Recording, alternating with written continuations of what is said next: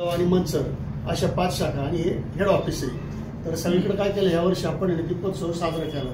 मग त्याची संकल्पना अशी होती की बाबा आपले जे काही सभासद आहे संस्थेचे, किंवा जरी सभासद नसले तरी असे 5-6 थोडंसं जोडीने बोलवायचं आणि इथं दीपोत्सव करायचा, त्यांचा मान सन्मान करायचा.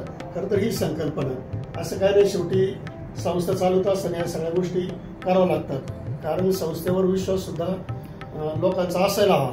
निश्चितच गेल्या अनेक वर्षापासून आपण सर्वजण या संस्थेला एक चांगल्या प्रकारचं सहकार्य करता, म्हणून खरं तर आपल्या 12 महिन्यासाठी धन्यवाद. आणि सोने तारणाची सुद्धा विशेष आपण योजना आणली, म्हणजे 80,000 रुपये तोळ्याला, ते साधारणतः 11 महिने 12 महिने, आणि त्याची मुदत 12 महिने, त्याला व्याजदर 11%.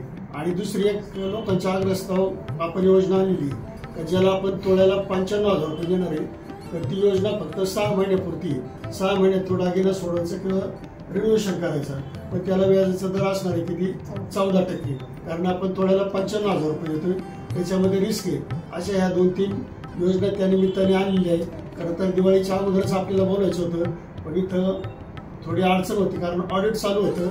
तर आपण सर्वजण आज आमच्या संस्थेच्या विनंतीला मान देऊन या ठिकाणी आला. आणि दुसरं एक सांगायचं राहिलं, जी आपली ही मंचर ब्रँच आहे, मंचर ब्रँचचा 100 कोटीच्या वरती बिझनेस झालेला आहे. ठेवी मला वाटतं किती मॅडम झालेत आता आपल्या? 51 कोटीची ठेवी आणि 57 कोटीचं कर्ज. 51 कोटीच्या ठेवी आणि 57 कोटीचं कर्ज वाटप, म्हणजे साधारणतः 108 कोटीचं या शाखेचा आज मी तिला बिझनेस आहे.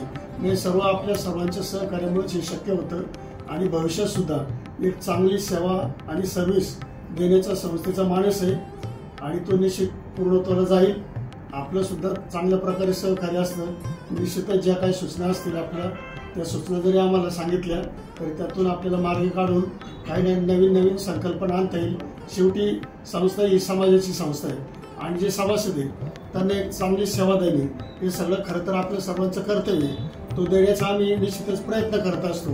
परंतु हा प्रयत्न करत असताना काही जर तुमच्या सूचना असेल, त्याचा सुद्धा निश्चितच आपण विचार करू आणि त्याचं अंमलबजावणी करण्यासाठी प्रयत्न करू. पुन्हा एकदा सर्वजण आपण आमच्या विनंतीला मान देऊन या ठिकाणी आलात, त्याबद्दल सर्वांना धन्यवाद. जय हिंद, जय महाराष्ट्र, जय सहकार.